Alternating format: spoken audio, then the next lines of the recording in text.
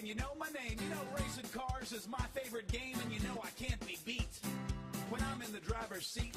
See, I got a lead foot and gas in my veins. God put a V8 where he should have put brains. There ain't a race I haven't run. There ain't a race I haven't won. And it's been 7 days since I've won a race, and I don't plan on leaving this place till I've won another. Send you crying home to your mother. See, I got the car, the skill, the crew, the will. God hates a sinner, but he loves a winner. You dare to show your face? Come on, Ace. Let's race. Hey, hello everybody, this is Joe Larson, and you're watching the 505 on Racing Show. Welcome. Sorry I'm late here. I got some stuff going on, so, you know, I'm trying to do a lot of things, you know, as many people know, I hate change, and, you know, some big changes going on about me, but that's all right, because some of them are good, some of them aren't so good, so you just, what do they say, you take the good, you take the bad, what are we going to do? But the good thing, there's some good things, you know. I'll have my new motor for the 8-ball / I guess it's 18 now, 19, 18. Had so many numbers over the years, I don't know which number is which. But we'll be getting that new motor on Wednesday. It's not really a new motor, but it's a motor nonetheless. I just don't know if we're going to make it out this Saturday. It'll take a lot of work. And with me being in Waterford for the Whelen Modified Tour race this weekend, kind of puts me out of it. So anyway, it is what it is. So hello, everybody. I hope everybody had a nice Father's Day. Let's see. Somebody has race news that they want to talk about, but that's be my guest. I have race news from other tracks. Can they call it? Absolutely. You don't have to ask permission to call in 1-855-4-IN-RAVIO. Call anytime you want between 7 and 9 when I'm here. Because if you call when I'm not here, I won't be able to answer. So anyway. But I want to start off with something. And I'll bet most of you folks out there that are listening and watching probably never thought that you'd hear me say this. But I want to say a big thank you to Barbara and Jim Cromany for the hospitality that they afforded me this past Saturday night at Riverhead Raceway. They actually gave me VIP status, which goes to just about anybody there that signs in as a guest, whether they're promoters or what. But yeah, they allowed me to do that. And not only did they allow me to do that, I want to thank the officials, Mike Capiello, Jim Maggio, John Elwood, and all the rest of the officials, Walter and Tech, Rob and Terry, all the guys. They made me feel very important. And sometimes it's important to feel important.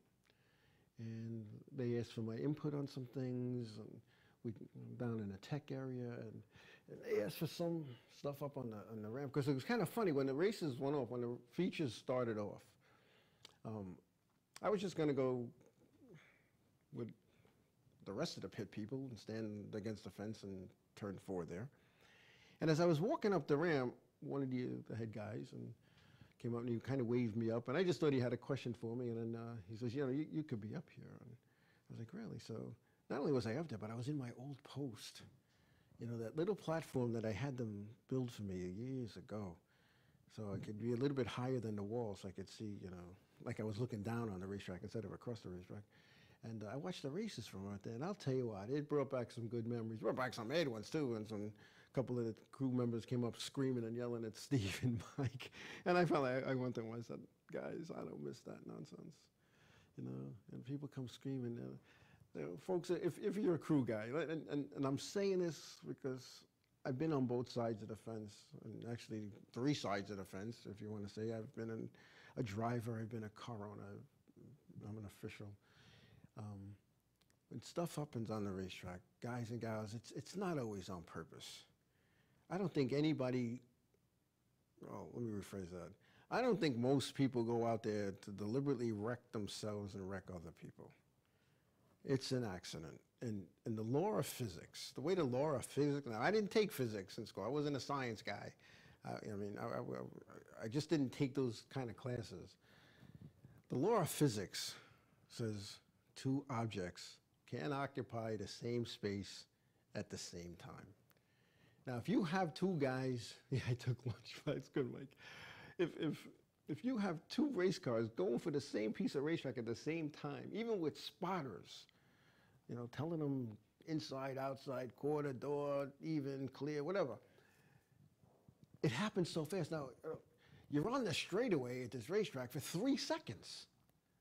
So by the time the spotter hits the button, tells you, it gets to you, you're already at the other end. But anyway, I saw some of the social media. There was a talk about this one guy that hit everything but the ambulance. And I don't think he did.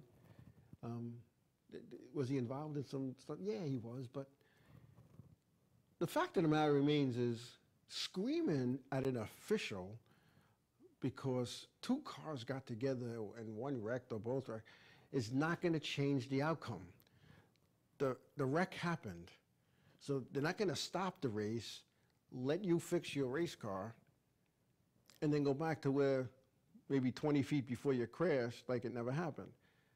Some of that stuff is just, it's short track racing, man. You're going to bump, you're going to grind, you're going to be put in the fence. It's very rarely on purpose. I just want to put that up. They were shaking their heads. They were like, and I was like, I don't miss this. People screaming. You know, back in those days, people used to threaten to shoot me, blow up my house. They pushed my kids out of the grandstand, all this kind of crazy stuff.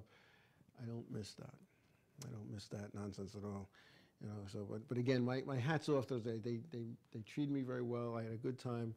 I spent some time in the pit area with a couple of race teams, and I tried to balance time, but although I spent the majority of the time with figure eight cars, and with a couple of rookie drivers and one who's driving one of my old cars, and I kind of had to squeeze into it to see if I still fit. You know, it was kind of interesting, and I even said to the guy, was there anything changed on this car since I last drove it in 1990? That's the last time I drove this car. And he's like, no, nothing. So I get into it, and I'm like, he's right. The only thing they changed was the seat, which I kind of fit in. I can't believe it. I fit into it. But I don't know. It's you know, it's kind of fun. I had a good time.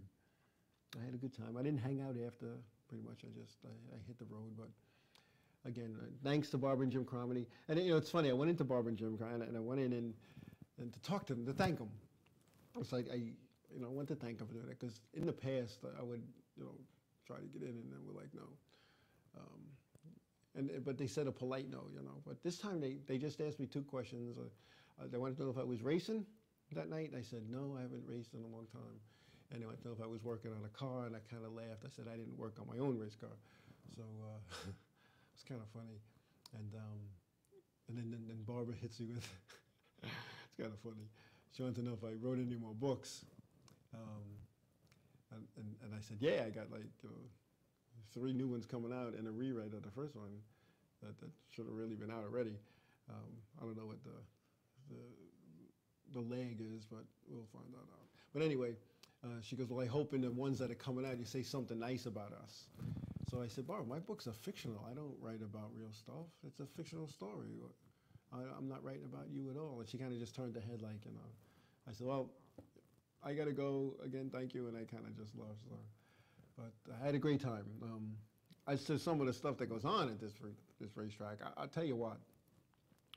I haven't really been there in a couple of years, other than on tour nights. I'm kind of wrapped up into my own deal, and I'll tell you what. There's a lot of official bashing, and there's a lot of people with the constructive criticism. Now, I too have said and posted some things that I feel are constructive criticism. If it was taken as bashing, I'm not going to apologize for that, because that's how they took it, or whomever. But constructive criticism, from a guy who's raced there and officiated there, sometimes you do things a certain way because, A, that's how you know, or that's how you were taught to do it, or you do it that way because you always did it that way.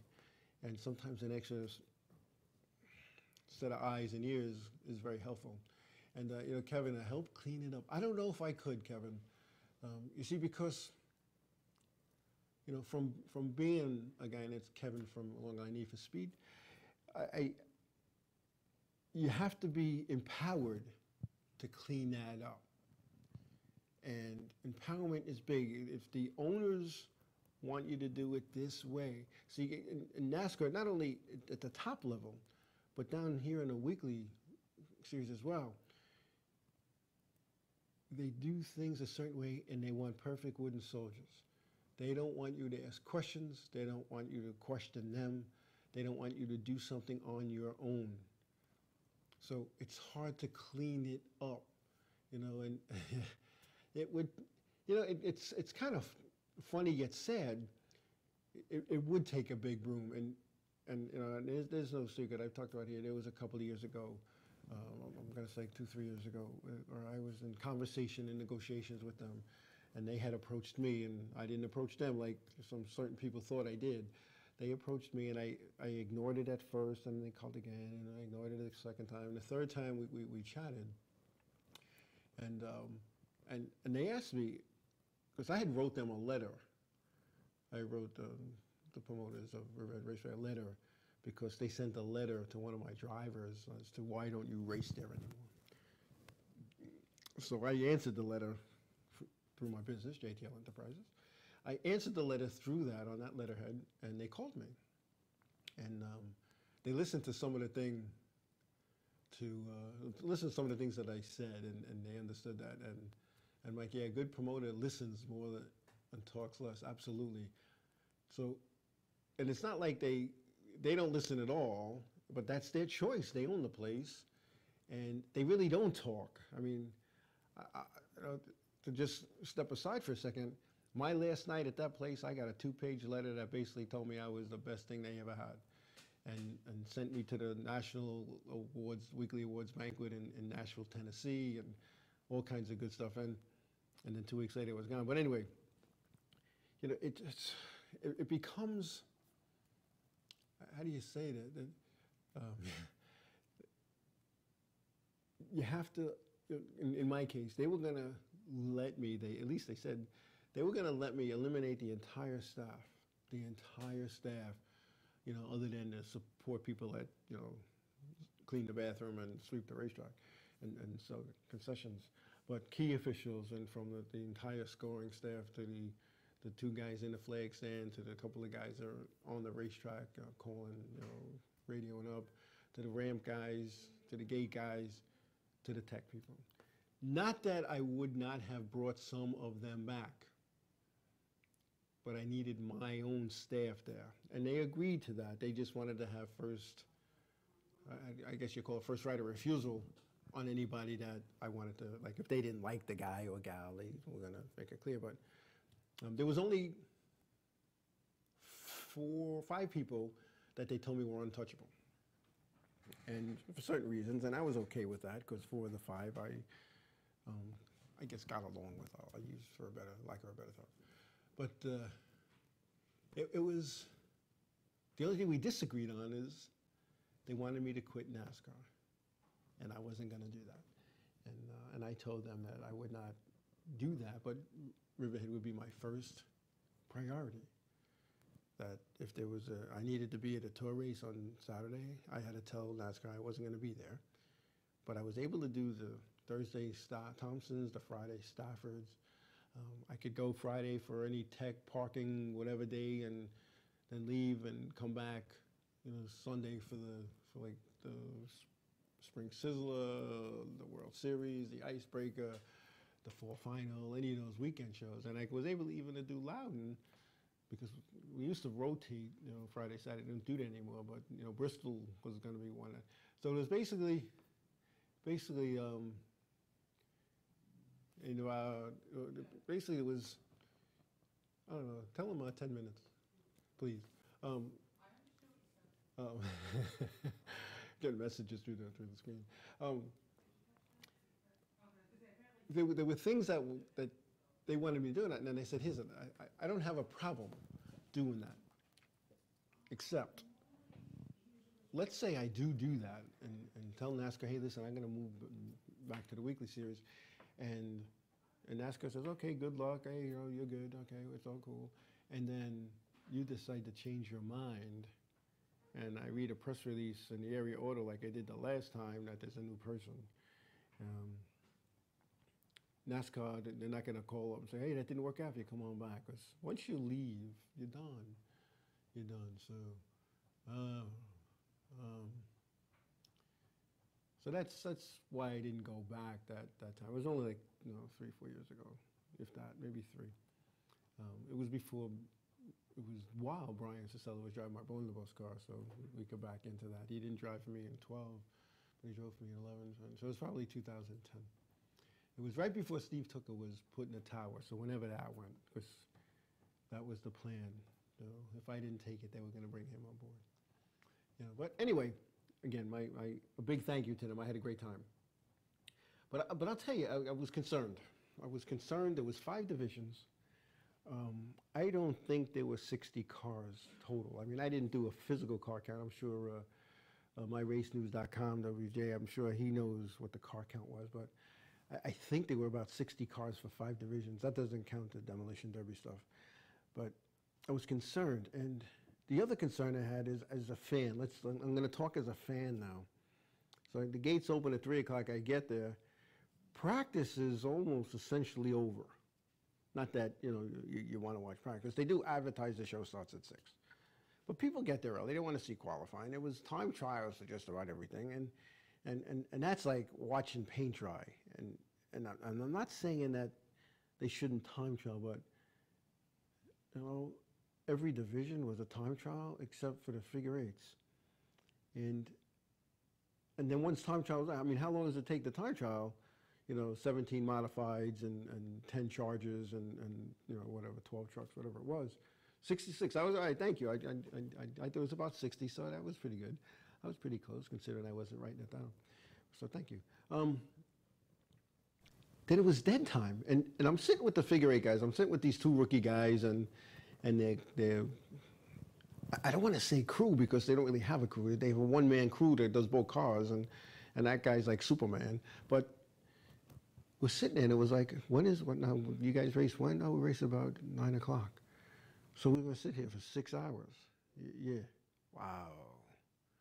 And I don't hear race engines on the racetrack. You go to a racetrack, you want to hear race engines. Like when you go to the circus, you want to hear the elephants making their noise and the tigers roaring and that stuff. So you're at a racetrack. There needs to be race cars on the racetrack. It should be one after another, boom, go, boom, go, boom, go. And we kind of kicked around, some of the stuff. And I'm like, this is why it's empty. Because nobody wants to come out and sit here and not see racing. Because like somebody just said earlier in the chat room, time trialing is boring. If you have 5 divisions and one's in a time trial, whatever. You really only have to watch the last 2 or 3 to see if the guy gets bumped off the pole, which happened. I think Vinny Biondolillo was the I don't know, what do they call that? He was on the bubble, so to speak. And now for the race, for life of me, I can't remember who ended up with the pole, but he just beat him out by a couple of tenths. But I understand why the modifieds are time trialing.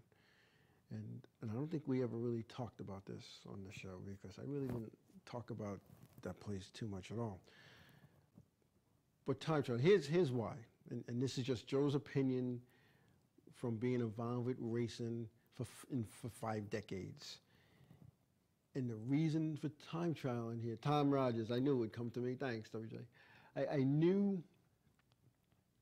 I know why because they do this. Now, when you do get the state points, because they got rid of that old competition point index thing that didn't really work because tracks are playing with numbers, and the more cars you had, the more points you got, and now it's kind of fair for everybody. So what they do with the NASCAR points now by state, by region, by United States, is you take your best 16 finishes at the end of the year, and those are the points you get. Now, if you're racing at a racetrack that only has 16 shows for your division, well, your 16 best of is what you got. So if you have a bad night, you're right out of the top 10. Now take a state like Connecticut that has Thompson, Stafford, and Waterford, and if you have an SK car, which is the featured division at each of those 3 racetracks, and you race, let's say you only do, I don't know, 15 events at each racetrack. That's 45 races where you get to take your best 16. Think about that. Now, if you're a top runner, you know, at a 45 events, you're gonna have 10 top 5s, maybe more. And most of your race finishes are gonna be top 10s. So you have a shot at it. So what was happening, and this was being discussed even back when I was there under the old CPI thing, because if you didn't race a week, you lost, believe it or not, by not racing, 0.25 points. So there used to be 2 tour races, 2 Whelen modified tour races at Riverhead. So you lost a half a point, which was big then. It's tough to make up a half a point the way the CPI works. So now, like I said, we have this, and they're gonna have time trials, and they get the fast cars up into the front so that the same guys are winning and competing for wins, and they're not coming from the rear of the field, and all that kind of good stuff. And then throw on those twin 30s that they ran in the beginning of the year, and I'm not sure if there's any others scheduled. I really didn't look at the schedule. Because I don't look at schedules, I just go. When you look at that, you say, all right, so now instead of having 16 events, and they have like these 5 or 6 twin 30s, that's like adding 5 or 6 additional races, so that's 21 races. And when you have the 21 races, you're still taking your best 16, because I spoke to one of the scorers just this past weekend. I asked, how does that work? Because every racetrack does those twin races a little different. And the scorer told me that the twin 30s are 2 separate finishes. Period, the end. So it's like you ran twice that weekend. So I understand why they're doing it, because right now it's paying off. See, right now, when you look at the like New York State numbers, the Riverhead guys are all up there. But what's going to happen is, as the season progresses, and the Spencers and the Chamongs and every other racetrack upstate, with their featured divisions, they're going to have, they might be down. I mean, hey, you know, we've been lucky. We have, you know, a couple of champions come out of the state champions. I believe John Fortin was one, and John Fortin was missing from the lineup at Riverhead. And I was hoping to see him. I really was. I was gonna, you know, go have a chat and see, you know, get his version of things. So we'll be informed. There's 2 more twin 30s in August, but you know, he wasn't there, and I could always call him up. I have his cell phone, his home number, his business number. But, you know, talk to him on the racetrack, sit in the back of the trail and just chat. But he's running mountain, but he showed up at, you know, River, and he brought his friends, the Riverhead Town Police, with him too, which it seems like it kind of goes hand in hand. But anyway, I wanted to talk to him and you know, like I said, get his take on, you know, what went on there, what the heck is happening, and you know, there's, you know, things happen. I'm an old racer, and I was one of the hottest heads around, and I'll be the first one to say that. You know, your emotions run high, and it is what it is, as they say. You know, you do these things, and you get all upset over things. Not everybody does, but some do. But anyway, so we're going to take a quick break. When we come back, I want to finish this line, because the issues that are going on here in Long Island are also going on at many, many other racetracks across the country. And it's just one of those things. Is talking to some guys that walk around that used to be drivers. It's a money issue. It's a financial issue. It's a lot of things. So, when we come back, we're going to talk about some of those things because they're everywhere, not just here on Long Island, and not just on the on the weekly series. There's the same issues are happening on the national series and the touring series as well. So we will be back.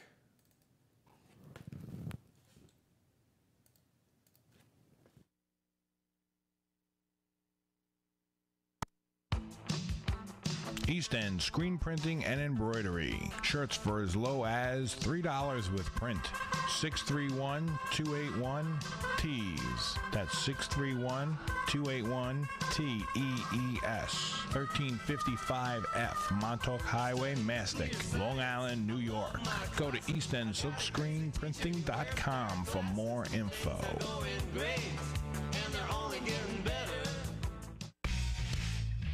Good Times Magazine, New York's best entertainment paper for 43 years.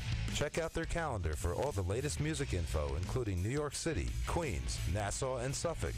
Studio News brings you the biggest news about the hottest artists and sounds. Technobeat is your guide to electronica, techno, house, and dubstep. Packtrack keeps you up to date on the biggest events at the area's performing arts centers and theaters. Good Times Magazine gives you all this and more. It's bi-weekly and it's free. Pick up your copy today or visit goodtimesmag.com. In Ravio. Hey, this is Joe Larson from the 5 Off, 5 On Racing Show, and you are watching InRavio.com, broadcasting to the world. InRavio.com, now with over 4 million impressions per month. The future of radio is now. InRavio.com, broadcasting to the world.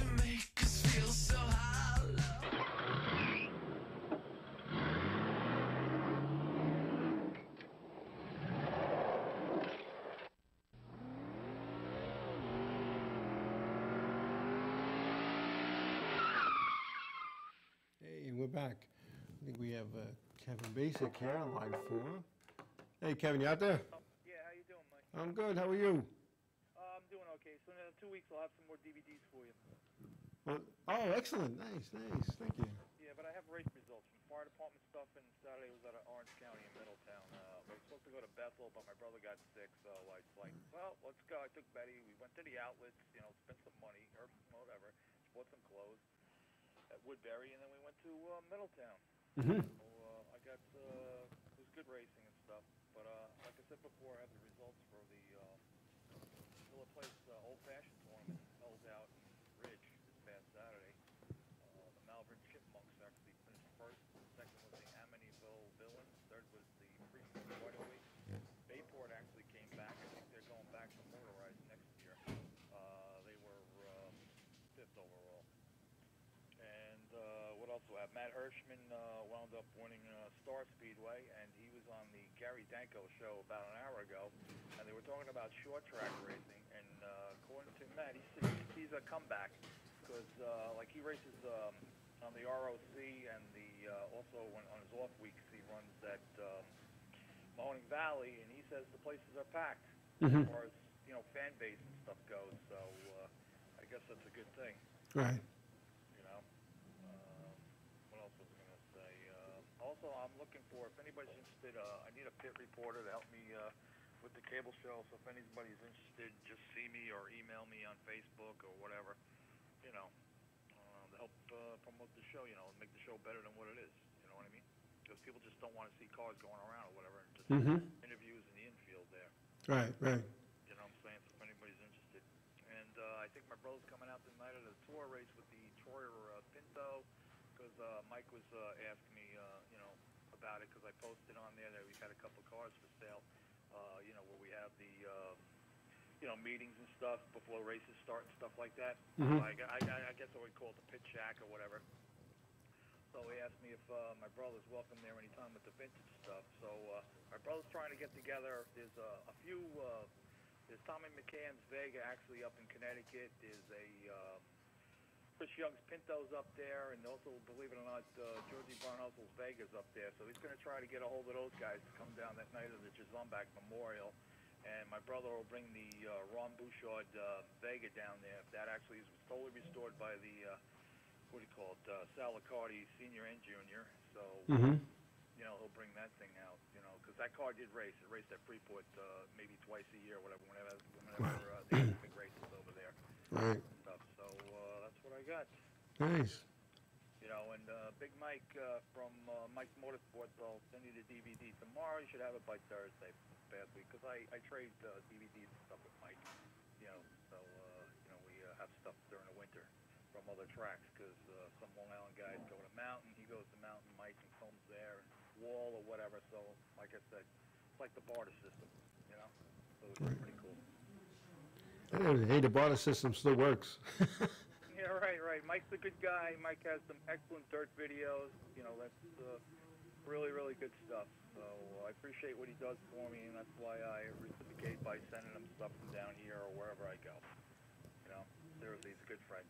You know, he was ill for a while, back on his feet, hopefully, and everything else. So actually, we're both in the hospital at the same time and stuff like that. If anybody needs anything, Mike just put up the email address or whatever. You know, anybody that's into dirt racing, he's got some of the best tracks in the Northeast, believe it or not, PA, Jersey, and all that stuff. So that's about. So when are you going to be back out of Riverhead? Who, me? Yeah. June 29th. Well, that's good. I'll be there with the Wheel and Modify Tour. That's good that you're welcome back there. That's good. Well, you know, and not that I had to play this card, but, you know, the sanction agreement does state that NASCAR employees don't have to pay when they go to a NASCAR facility. It's a reciprocal thing. And I am a NASCAR employee. When I get my check every other Friday, it does say NASCAR on it. And so that makes me a NASCAR employee. And you know, and I'm sure they could have said no, and I could have made phone calls and rocked the boat, but, you know, NASCAR don't like when the boat's rocking, so I'm just glad that, you know, they said yes, and I went, and I did my thing, and they did their thing, and it was all good, you know, and that'll bring me back. I mean, I haven't been there really in 2 years, so, Well, just play nice, Joe, like me. Just do what you got to do, and that's about it. Don't be showing any crashes or anything like this. Play nice. You know, it's kind of funny when one of the rookie kids wanted me to take his car out and practice in the figure eights. He goes, please, you know, take it out and practice. And I was like, I can't today, but maybe the next time I'll bring my stuff and I'll sign in and show my license and say I'm allowed to drive race cars. So at least at the racetrack. But I had a good time. It was a good time, and, you know, like I said, the car counts are pretty sad. A little concerned there, and I'm concerned as a fan. You know, Well, they got to lower the prices, Joe. Every other track did, so. Well, yeah. Lower the prices, pay out more, maybe too. Maybe You know, if you have a supermarket and the supermarket up the block or in the next state or the next county lowers their prices and they're getting all your customers, you gotta follow suit. And I mean, I'm not sure what it costs to get in there, but it's. It cost me $15 to go to Mountain on what do you call it? Not Mountain, Orange County on Saturday. Yeah, I mean, I don't know what it costs to go to the Riverhead. I know what it cost when I went there, you know, 3 years ago. It was like $30. But Stafford was $45 on Friday. Well, they actually probably put on a better show there and stuff. That's why people go. You know what I mean? Yeah, and there's things that make it a better show. It's not always the promoters. It's not always the officials, and it's not always the drivers. It's a cumulative effort on all three that it takes to put on a good show. And you know, and part of it, that is, in my opinion, level of acceptance. It's what's accepted. If you let certain things, you know, happen, you know, and there's a problem. So I'm being told that with the entry, the ticket price was $23. It's a little high. Like I said, I paid $15, so 30. I'm on the NAB next.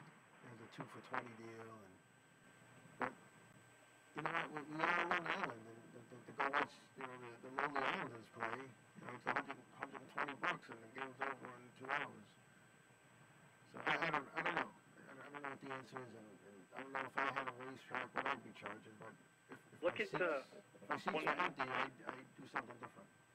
Yeah, look at now Mountain. Everybody used to go fan-wise, driver-wise, all that stuff to Mountain Speedway. Now all of a sudden, Mountain's dead. They got like no cars. They got to put the sport mods in with the modifies, fan base. Everybody's going to like Mahoning Valley because Mahoning Valley's paying more and it's cheaper to get in or whatever. And the promoter from Mountain Speedway, Mike, is now working on Zacharias' car.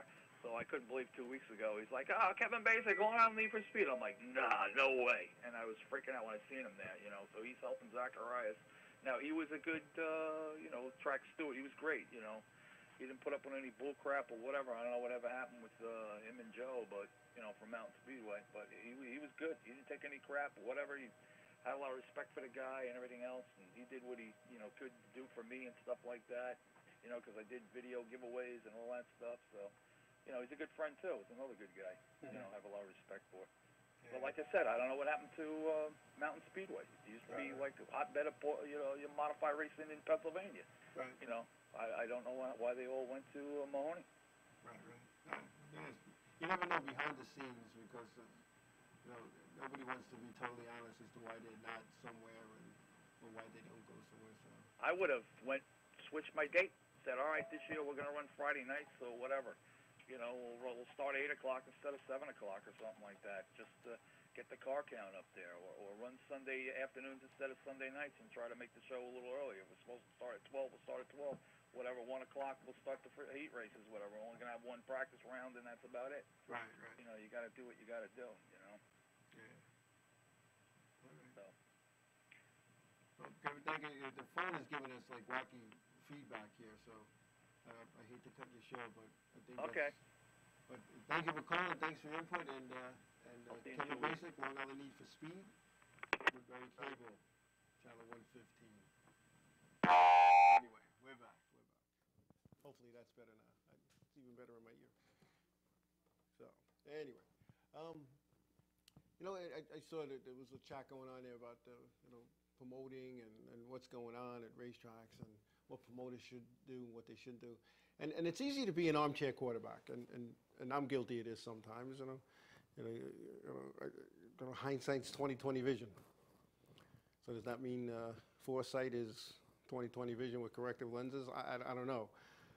But I know in any business that I've ever been involved with, if something wasn't working, I changed it. Because I had an old boss that once said to me, if you continue to do the things you do, you're going to continue to get the results that you get. And empty seats at racetracks. Listen, this local racetrack here in Long Island isn't the only place with empty seats, because I don't know if anybody watched the Dover race. There was more empty seats than people sitting in them. I don't know if anybody watched Pocono. It was like there was people. There were more people in Pocono for qualifying, it seemed like, because there just isn't money out there. The expendable cash is not out there anymore. And do these racetracks and restaurants and hotels need to lower prices? Yeah, they do. But some of these hotels by these racetracks are in the middle of nowhere. And what they make that race week carries them for the whole year until the next race. I had spoken to a hotel owner in Martinsville, and I said to the guy, I said, his name was Kenny. I said, Kenny, I got to ask you a question. If I go online in the dead of winter, your room rates are $59 a night. Why are they $200 a night during race week? And why is there a 3-night minimum, but 50 weeks out of the year I could come here and stay for 1 night if I wanted to? And he said, because if I don't make it those race weeks, I need to close. And not only do his room rates go up sky high, but unless you're a guest of his hotel and you want to park, it's another $25. So he'll get a good 200 cars on his property. So, So there's 5,000 in cash. Now I know to put 5,000 in cash in my pocket, I got to make 10,000. So people take advantage of race week. And it's gotten to the point where people cannot afford to go. And they can't afford to go to these races.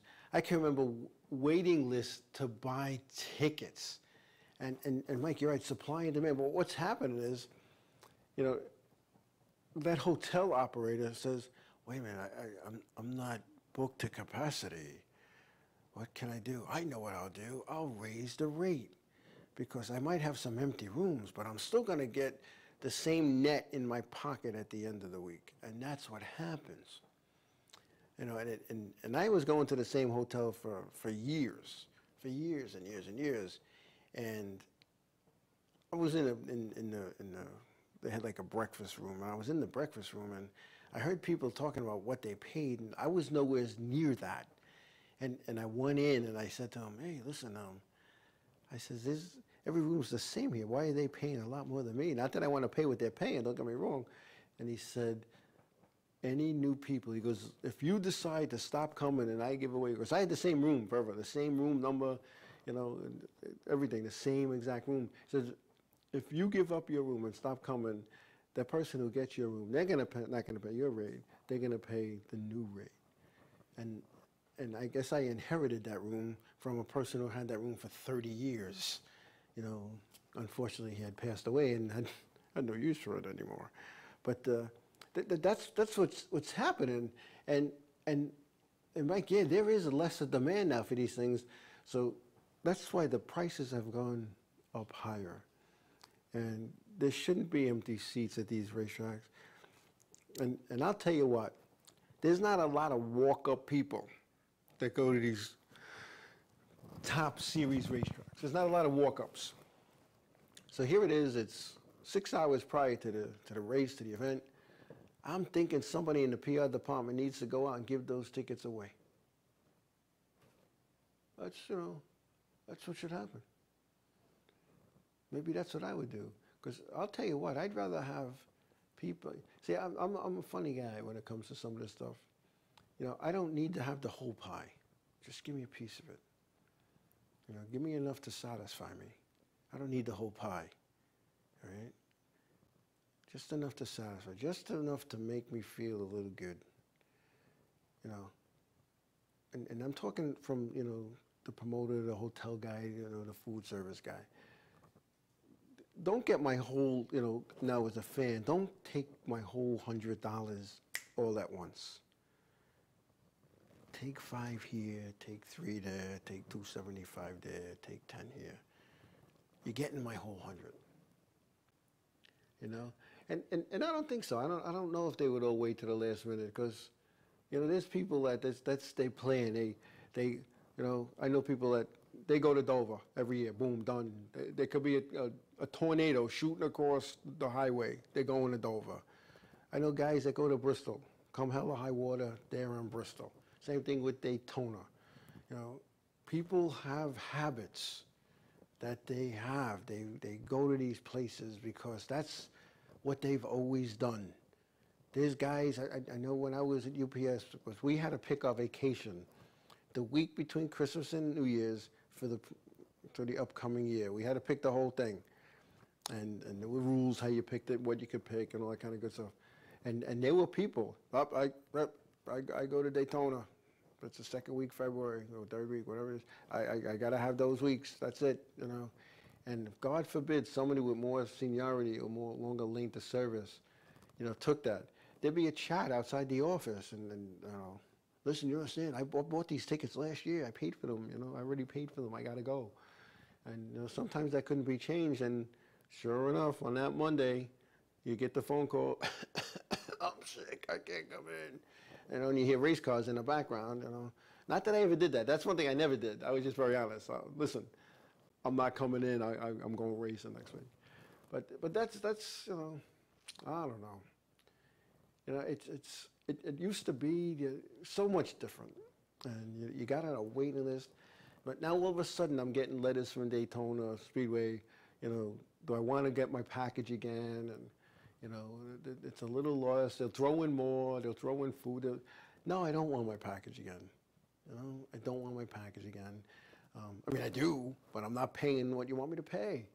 And, you know, I don't want to go to 3 events. Because you got to understand, as, you know, I get hot passes anyway. I'm in the garage. I just, you know, show my ID. I'm in. Boom. You know, I got to fill out a form.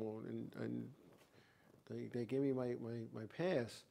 And and they give me my pass, and I go in, and it's like I said, it's not like the old days. See, there's a lot of empty seats now. So when they start saying, please clear the infield and take your seats, I just kind of walk across. I go up the ladder. I joke with the guy at the bottom of the ladder or at the top of the ladder, and I just go find an empty seat. And if I'm real lucky, I find 2 empty seats. One for me, one for my backpack that has my scanner and my headset, and one for my bag that has my drinks and my snacks. And I sit back and I enjoy the show. And sometimes, if I'm by myself, I go up to the control tower and I go watch from up there, or from the NASCAR suite, or from the press room, because a friend of mine who kind of stands by the door in the press room knows who's not coming. So he'll say, you know, Ed Smith from the Oklahoma News Review isn't coming. His seat's available. So you sit in it. They don't know who this guy is. You know, it's just one of those things. Now, what about Pit Road Joe? Why Pit Road Joe? I don't know what you're talking about, Mike. Maybe I should know that. You know, and they do need. You know, it's funny you say that. You know, less teams. I don't know. How do you do less teams? How do you tell a team that they can't feel the car? You know, years ago, and you know, it's funny, when I was a kid, I used to despise people that used to talk about the old days, and here I am. But years ago, you didn't have multi-car teams, and whoever showed up to race, raced. And, you know, you look through some of the old NASCAR finishes, and you see like 50 guys and gals, because there were some women back then that raced. You know, it was so different. You know, you take out the multi-car teams, they're not filling the field in the top level. Take out the Hendricks and the Roush. Give them 1 car each. You know, all of these teams, the multi-car, Michael Waltrip, these guys, you know, make them only bring 1 car. And I think Jay Slice, when he was on not too long ago, said you'd only have 30 cars or 35 cars if you took the multi-car teams out. You know, do they need 3 cars? You know, I guess they do. Maybe, I don't know. I'd love to have 3 cars, but think about it. You know, and I can remember being in a meeting with George Silverman, who's up there in NASCAR, and this had to be about 10 years ago. And he asked, it was Ed Cox and myself, Ed being the Modified Touring Series Director, me being a race director, and he said, how strong do you think your series is? Hey, well, we're pretty strong. Well, what are you kidding? We're getting, you know, 45 cars every event. You know, we're sending sometimes, you know, more home than we have. And, you know, look at Riverhead. We had 60 cars at Riverhead, you know, 2 weeks ago, and we only started 28. So, you know, that's good. George Silverman sat back and said, it's not good when more than half your races are at 2 racetracks. And he was right. And I think we had 23 or 26 events that year. And the following year there was 20, then there was 18. And then we've had some seasons where there was like 13 and 14. You know, it's, you know, and then they wonder why the other, when they say they, NASCAR, you wonder why they are so concerned and want to know why these other modified series are cropping up. And if you go through the MRS garage or any other modified series that are out there, you go through their garage on race day, and you look at the names on the roofs, those guys and gals were former Whelen Modified Tour people. Now you got to ask yourself, why would you run for a $10,000 purse when you could run for a $90,000 purse? Because dollar for dollar, the $10,000 purse is paying better because your cost to run that race is a lot less. Think about it. They don't have to have, there's no pit stop, so you don't need the fancy jacks and you don't need the fire suits for your crew and all the stuff for the gas man and the shoes and the gloves and the helmets and, you know, and all that stuff associated, the big pit bulls. Do they really need those pit bulls? I mean, come on. You know, think about this. You're running a 125 lap race like we just did at Stafford. You're running a 125 lap race, and if you break something that bad and you go out there, first of all, you're not gaining any more points, right? You're 25th. So maybe you'll gain 2, maybe. But you're not gaining 25 laps. There's not going to be 25 cautions where you're going to be the lucky dog because, first of all, you're so far down, everybody above you is going to get that lucky dog or the free pass. And when you know, and so you're just riding around. You're not racing. You know, I got to get out there for my sponsors. Stop. Come on. You know, that's whatever. You know, think about it. You don't need to do that. You don't need all of that stuff. So that's why that other series is striving. You know, and they're not showing up, the other series, the modified racing series, the MRS, they're not showing up with $1 million haulers and 2 cars each, and they're not buying 20 tires to go through because they're limited how many tires they could buy, and you know, it's I don't know. I just, you know, Ed Cox had a meeting with the owners back in 03 or 04, and he goes, guys, that's when the old True Value series was out there taking guys out of the tour. He said, guys, if you keep running these races that pay $1,500 to win, and you come in with your $1 million haulers, these promoters are going to start lowering the purse here in our races. And you know, I remember Art Barry standing up there. They don't ever happen. Bob Gabarito goes, come on, stop. That's not going to happen. We're racers. They're going to lower the price there. So if we choose to race for less of these other series, so be it. Now look, $5,500 to win this past Friday at Stafford Motor Speedway in Connecticut.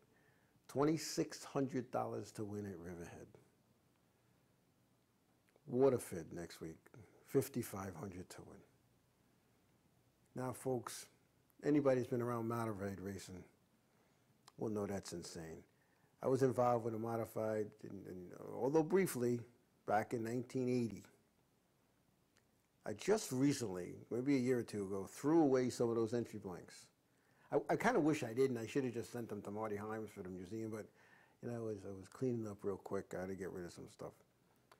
And you know, sometimes you don't think, you just throw that out. I haven't opened this box. But anyway, that's a whole other story. That's on the psychological show that I think that I'm going to start having soon, talk about life. But anyway, because I think I know more about life than racing sometimes. But anyway, when you look at that, I look at the purses back then.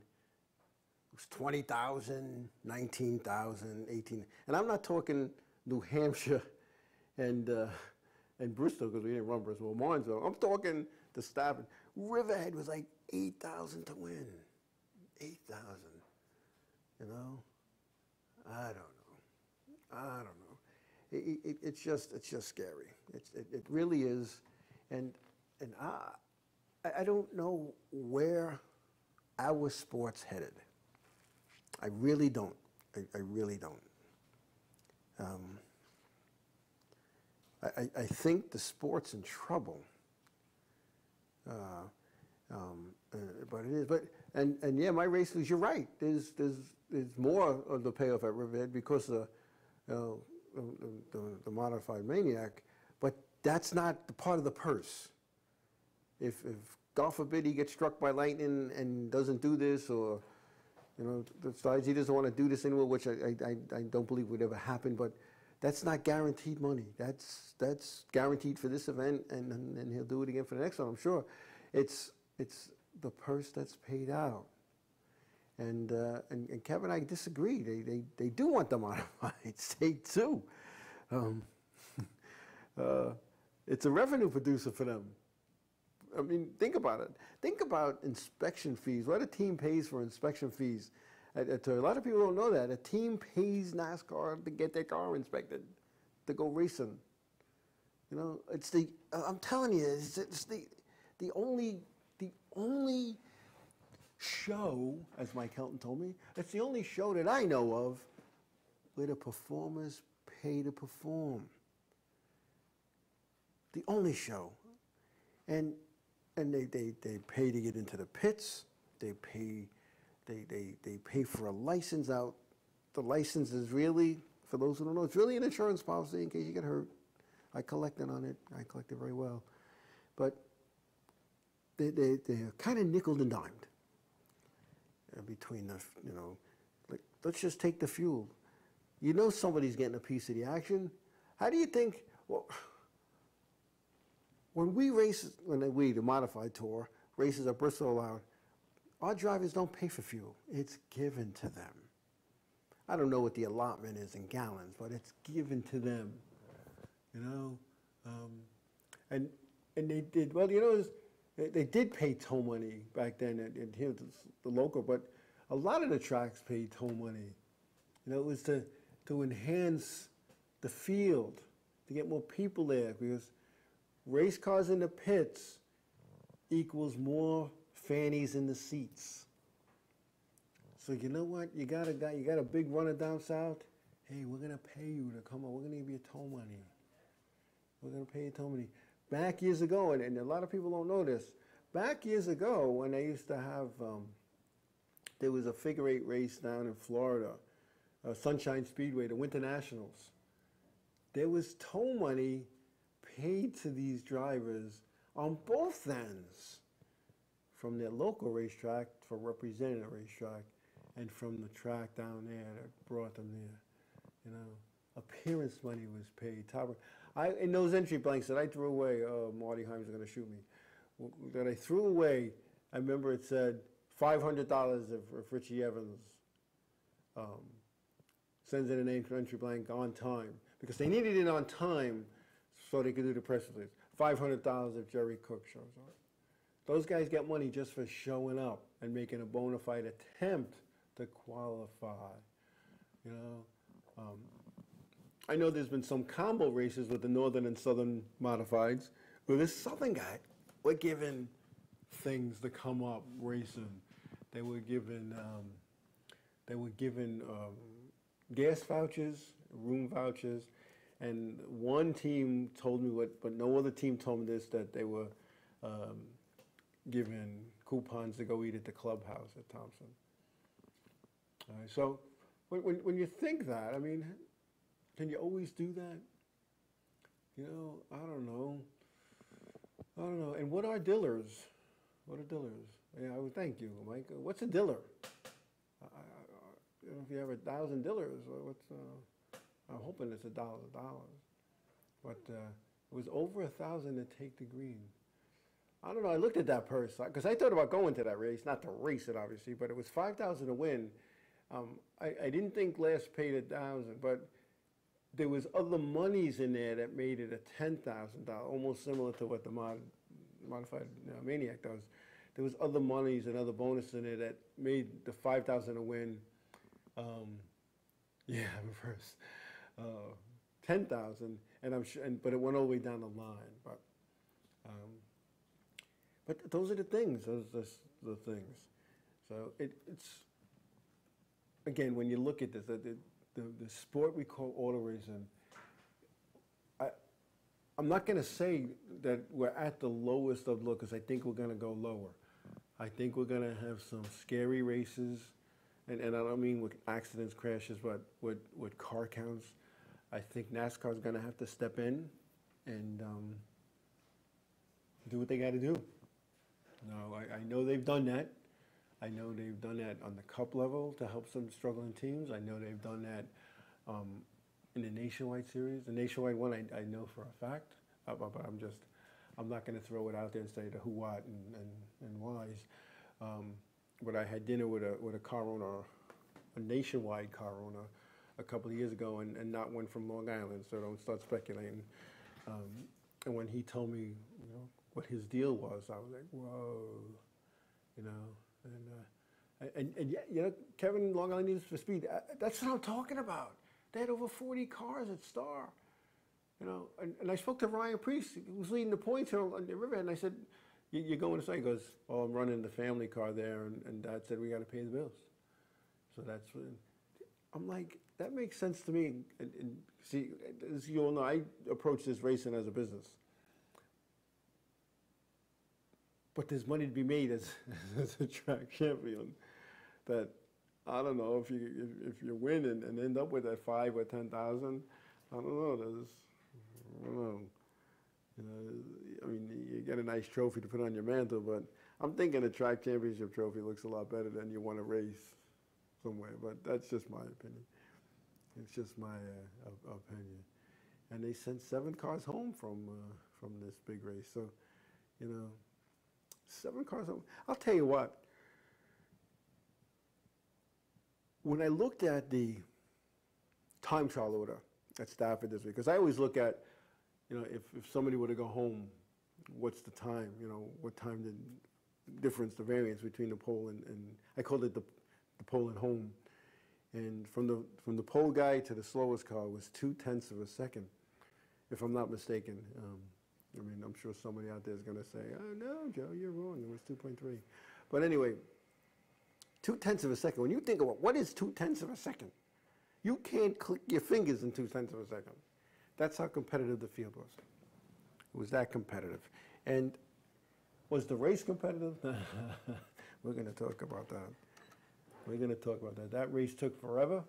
That race took forever to get going. I'm not a fan of. I'm not a fan of redraws, but sometimes you need a redraw. And maybe redraw the top 6. Make it a race. Don't make it a parade with no music. Because that's, that's sometimes is what happens. It's what happens, and it just is what I say. It is what it is, because it wasn't really, once the race got going, it was some action. But we're going to talk about that stuff when we come back. But before we come back, before I go to break, I just I wanted to start the show with this, but. That incident that happened down in Jersey with Jason Leffler, thoughts and prayers are with him, his family, his son. It's just a tragedy. I know somebody that was there and saw it, and it was tough. It was tough. People are going to speculate what happened, how it happened, what happened, how we passed on. I'm not even going to talk about it because there's so many different stories and who heard something and added to it, and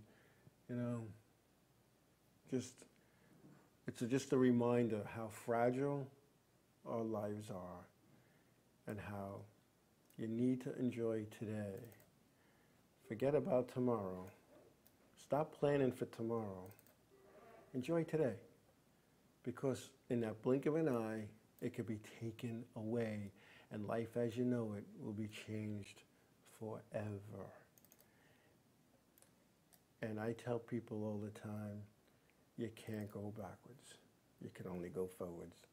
So enjoy each day, folks. I mean, you think this is the end of the show, it's just a break, but, my heart is out to anybody that was affected by this tragedy. And it's just one of those things, folks. Enjoy today. Enjoy today. Don't sweat the small stuff. And if it's not in your control, don't get upset over it. little Joe lecture here. Because again, life is way too short. And that's why those of us in this chat room tonight and those who are just listening and aren't in the chat room, we're racing people. And sometimes we get looked down upon as racing people. But this is what we do, just like the fisherman, the hunter, the guy who goes to hockey games, the guy who goes to baseball games. We'll be back. Hey, this is Chuck from the Two Guys and a Chick Show. Check us out Wednesday nights from 7 to 9 Eastern Standard Time, where we talk about stupid news, email bag, and all-around BS. Two Guys and a Chick Show, only on Enravio.com, broadcasting to the world.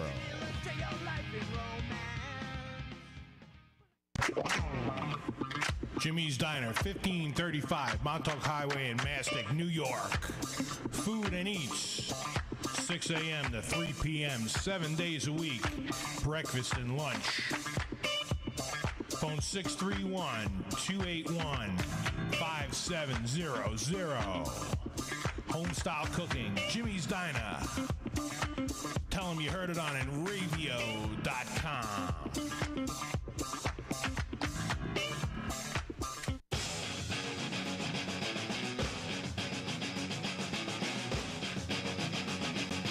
This is not your daddy's radio. Well, unless he's cool. Enravio.com, broadcasting to the world. Enravio.com. Oil City Skate Park, Long Island's only indoor skate park. Skateboarding, BMX, inline skating, open 7 days a week. Nearly 150 decks by Baker, Flip, Girl, Chocolate, Real, Plan B, Crimson, Zero, Element, DGK, Bogata, and more. The best in tees, hoodies, wallets, trucks, wheels, bearings, t-shirts, hats, and DVD. New York's largest Santa Cruz dealer. Introducing Jart Skateboards, Europe's best-selling deck. Oil City Skate Park, 3565 Maple Court, Oceanside, New York. Phone 516-442-0706 or go to www.oilcitysk8.com for more info.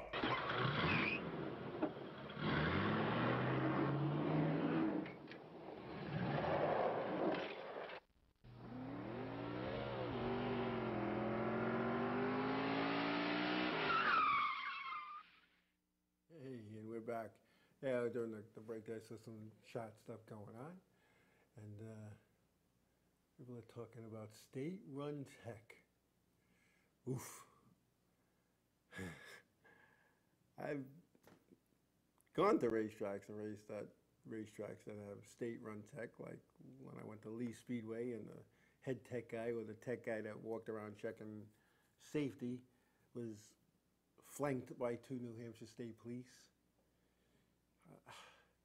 Don't be careful what you wish for, because I know, in case in point, I'm going to give you a little thing that happened at Thompson. I think it was 2 years ago. It was an accident on a racetrack. The guy's wrecked bad. But he's able to drive his car off the track. So what does he do? He goes flying through the garage area, the pit area, and he drives into the guy's toolbox, the big toolbox, the pit bull, whatever.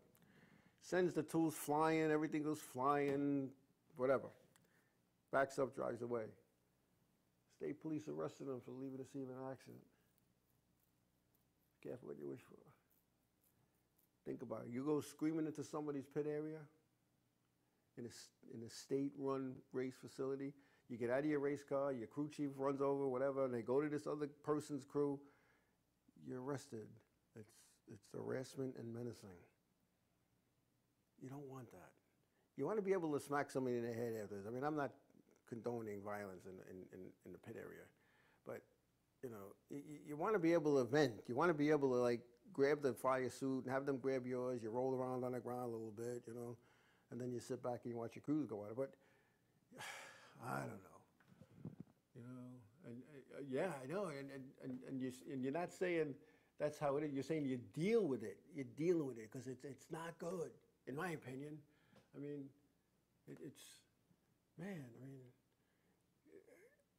somebody once told me, and I think it was Wall Speedway I was at, if the red flag is drawn and you don't stop your car, you're given a citation like you ran a red light.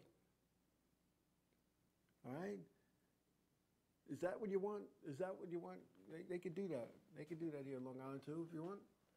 You know? And if you think it costs a lot to get in the pits, now wait, because somebody has to pay for those guys to be there. The taxpayers aren't. So be careful what you wish for. Anyway, Stafford, Whelen Modified Tour Race. I think 29 cars registered. There was 28. And lap one took about a half hour. Justin Bonsignor had the 51 car, Justin Bonsignor on pit road. They pitted 3 times in that lap one that kept being restarted and did not lose a lap because they'd go green, reckon 1, reckon 2, reckon the box shots, yellow. Last completed lap is lap 0. Justin comes down, limps down pit road, fixes his car, goes back out, goes to the back of the pack. Same thing, same thing. Now they're going to, because the toe is where they're trying to bring it back, The beginning of this race was ugly. And then I saw some interaction between the 73 car, I believe his name is Cole Powell, and the 3 car of TC Ted Christopher. One guy took the other one out, the other guy retaliates, they wrecked a bunch of race cars. I'm waiting to hear what the suspension or penalty is going to be. Because the 73 driver, Cole Powell, was spent a long time with his crew chief and car owner in the office with Jimmy Wilson and Ronnie Rice, who was the race director for the evening, because Brian Vance, race director, can't get off during the week from his job, so they send somebody else in his place. And Ronnie does a good job. He's the Southern Whelen Modified Tour director. So these two, and I consider Teddy a friend. These 2 knuckleheads, in their attempt to settle up with each other, tore up some good race cars. Now, I just want to throw in there, I was a knucklehead too. I did the same thing one year back in '96. Because me and another knucklehead decided we were going to tear up our race cars, and in the process we took out half the field. Half the field, because we were knuckleheads. So I'm talking from experience. I learned from experience. Yeah, just don't. If you're out there and you drive a race car, don't retaliate on a racetrack. Come on. It's because innocent people. This isn't war where it doesn't matter if innocent people are lost. This is a sport that we do to have fun and make a couple of buckles, a couple of shekels out of it if we can. But go deal with it later. You know what? This is what I really think you should. You have an incident with a guy in a racetrack, this is what needs to be done. When the race is over, you get in one golf cart, you get in the other golf cart. They take you to the nearest empty lot, and they come back 3.5 hours. That's what they should do. So I'm tired of seeing guys who are ticked off at somebody else and innocent cars get torn up. I just hate it. I've been a victim of that myself, and there's nothing an official could do about that. What are you going to do? You can't roll back the clock. You can't roll back time. You can't say, hey, Superman, spin the earth backwards. We need to gain 10 minutes. You can't do that. Right? You just can't do that. Anyway, just want to read a little promo thing here. The 4th annual Chinese auction benefiting Good Samaritan Nursing Home takes place on Wednesday, June 26th at the West Sayville Fire Department on Main Street in West Sayville at 6 p.m. Your $10 admission includes a card of raffle tickets, cake, and coffee. Additional tickets will be available for purchase. Please bring a non-perishable food item to help support the Greater Sayville Food Pantry. For more information, please contact Christine at 631-244-2400, extension 2247. Again, that's 631-244-2400, extension 2247. And if you have a community event, we want to know about it. Send us your info on company letterhead to gm@inravio.com and catch us serving the world and focusing on you, Long Island, inravio.com. All right. So, Biffle, Greg Biffle, gave Ford its 1,000th win as a manufacturer. He gave Ford a milestone victory right down the road from the company headquarters in Dearborn, Michigan. Biffle raced to his second straight Sprint Cup win at Michigan International Speedway, easily holding off Kevin Harvick after points leader Jimmy Johnson smacked the wall in the final laps yesterday. It was the 1,000th victory for Ford Motor Company across NASCAR's 3 National Series, Sprint Cup Nationwide, and the Camping World Truck Series. So that's big. That is big. And yeah, it's funny. I'd like to know, out of those 1,000 wins, which driver has the most? I should have looked that up. I should have looked that up, but I couldn't do that today. I had things, as I say. Oh man, what are they saying? Well, so that's a good. You know, I'll tell you what. That is a milestone. And you know, a lot of people say, well, you know, they're doing 36 races in the Sprint Cup and another 20 something in Nationwide and another 18 or so in the trucks. You know, that's a lot of wins. You know, but you know, you got to understand. Years ago, they ran 50 to 60 races a year, sometimes 2 or 3 times a week. They just loaded up their haulers and they went. They didn't even have haulers. They had open trailers, and the wives filed in the station wagon with the kids and a basket full of peanut butter and jelly sandwiches. Thank you, WJ. David Pearson is the guy, and you know, I thought it might be, but I didn't want to, you know, go out on a limb there. David Pearson, the Silver Fox, good guy, you know, good guy. In fact, you know, years ago there was talk of me being transferred to Greenville, South Carolina, and Ed Cox was going to hook me up with David Pearson, so David Pearson could show me around, because my office where I was being transferred to was like almost right in his neighborhood, and not only to show me around, but to show me where to live, so I was going against the traffic in the morning and in the evening instead of in the traffic. So that would have been kind of cool, driving around with David Pearson, looking for a place to live. But it didn't go through. It didn't happen. But we were this close, and it's kind of funny how they were gonna. When I say they, NASCAR was gonna. I was gonna be off the tour, but I was gonna be involved with Greenville Pickens Speedway. That's how close that came to happening. You know, but I had the good old days. But what as Billy Joe says, the good old days weren't always good, and tomorrow isn't as bad as it seems. Anyway, Michigan. No, what did I say? I was going to talk about Stafford first. Do over the results here. Stafford Whelen Modified Tour. Was that Stafford? Ryan Preece won the race. Ronnie Silk second. Rowan Pennick third. Donnie Lee was fourth. Bobby Santos fifth. Doug Colby sixth. Justin Bonsignor seventh. Mike Stefanik eighth. Jimmy Blewett ninth. And Woody Pitkat rounding out the top 10. After 3 events, the NASCAR Whelen Modified points looked like this. Ryan Preece leading the points with Rowan Pennick second. Mike Stefanik third. Justin Bonsignor fourth. Doug Colby fifth. Ronnie Silk sixth. DC Ted Christopher seventh. Jimmy Blewett eighth. Donnie Lee ninth. And Ron Uhas in the top 10. Here's a guy that's come out of nowhere. Ron Uhas. Just came out of nowhere. Good guy. I have fun with him. He's one of the guys I have fun with. Let's see. Michigan. Cup was at Michigan. So is the Nationwide. The Cup. Greg Biffle was the winner, as I just said. Kevin Harvick second. Martin Truex Jr. third. Kyle Busch fourth. Tony Stewart was fifth. Matt Kenseth was sixth. Clint Boyer seventh. Carl Edwards was eighth. Joey Logano ninth. And Jeff Burton 10th. The way the points line up now is Jimmy Johnson, Carl Edwards, Clint Boyer, Kevin Harvick, Matt Kenseth 5th, Kyle Busch, followed by Dale Earnhardt Jr., Greg Biffle 8th, Brad Keselowski 9th, and Tony Stewart rounding out the top 10. In the Nationwide Series, Reagan Smith was the winner in Michigan, Kyle Larson 2nd, Eric Almirola was 3rd, Kyle Busch 4th, Trevor Bayne 5th. I can't read my own name.